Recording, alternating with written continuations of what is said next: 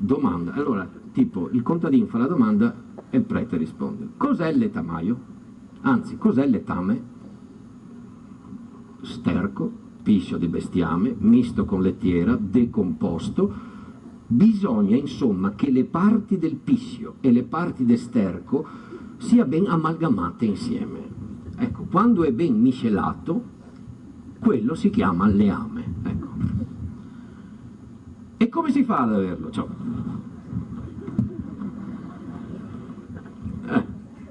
e dove lo metto? A tramontana, lontano da casa, perché l'odore del letamaio fa male. In un posto dove non vada altra acqua a cascar che non quella che arriva dal cielo, occhio, quindi no dai fossi, perché come che la entra se lo porta anche a forra.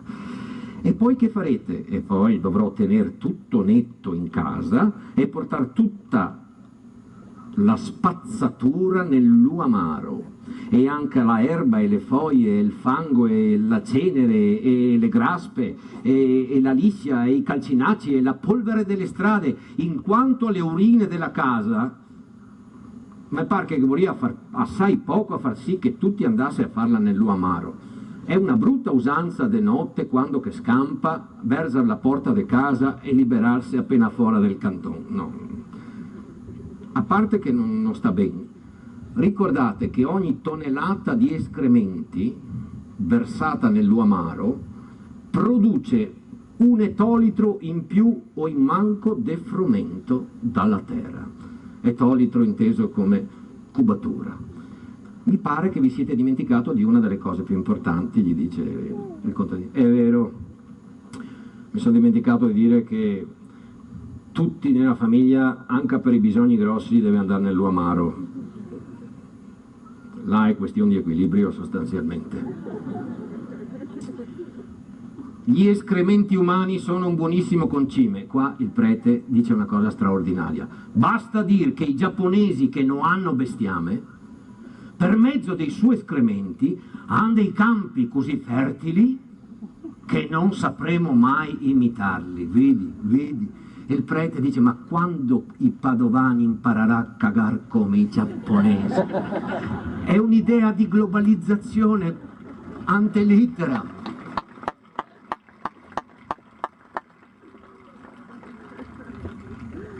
Che mondo è questo? 1869, Unità d'Italia. Subito dopo quel momento lì,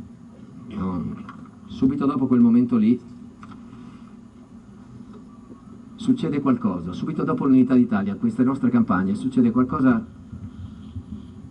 che non si era ancora mai visto. Arriva il mercato.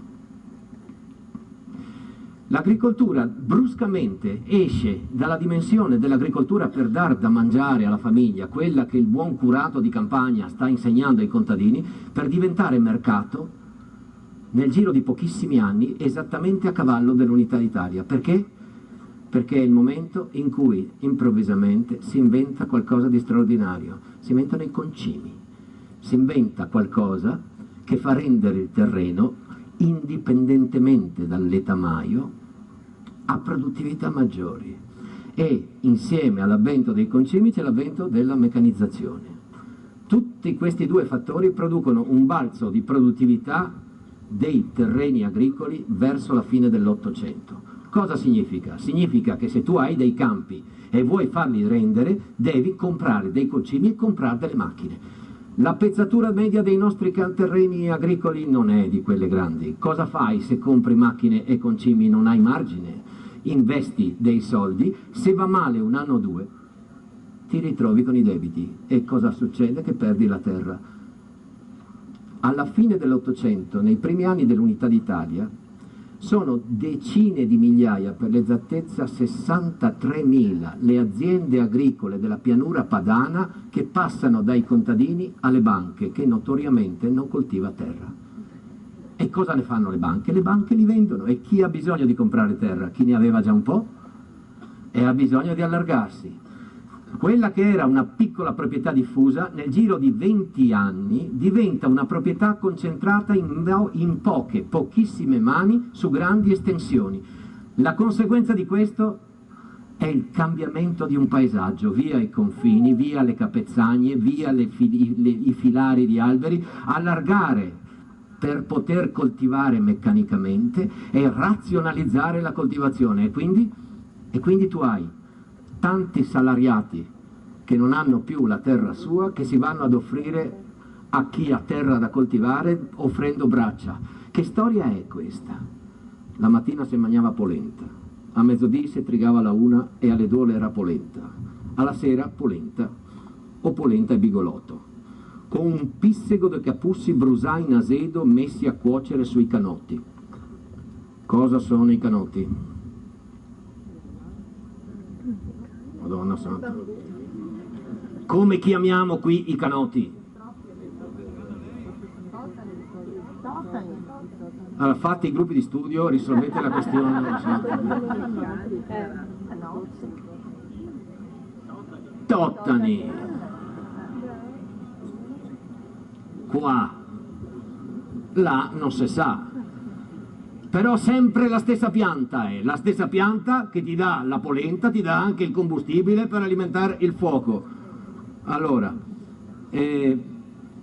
polenta e bigolotto, un pissego di carpussi messi a cuocere sui canotti con avoia de unto, via della Dubbia.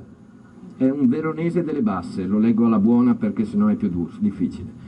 Escluso il giovedì, perché il giovedì la mia povera mamma trottava al mulino, comprava riso, 80 schei al decalitro, e con pochi fasioli capussi quella sera la faceva un minestron che noi altri ne pareva di ingrassare a ogni scucciarà.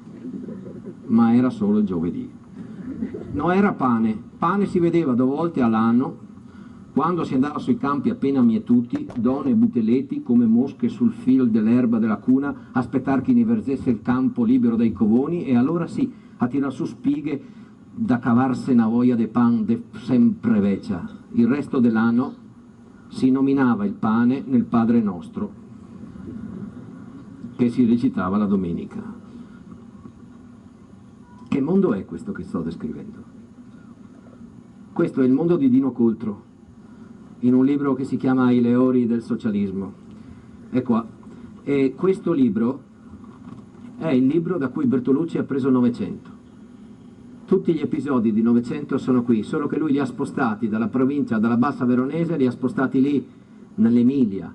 Ma la storia è quella di gente che va a fare lo schiavo per i proprietari terrieri. Mais, polenta. Qual è la conseguenza di quell'alimentazione? La pellagra. Ma la pellagra non è solo conseguenza, non si può dire che la pellagra... Sì, che cos'è la pellagra? Il tifo, il tanfo, il quera, sgranfo, la pellagra.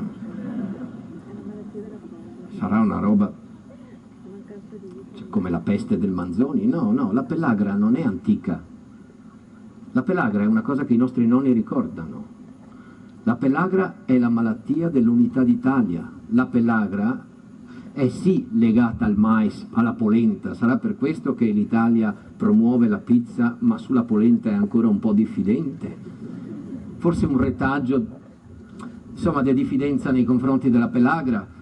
Ma la pellagra, la colpa della pellagra non va cercata nel mais andato a male, no, la pellagra è una vitaminosi. Se mangi solo polenta, avevi la pellagra. Che cos'è la pellagra?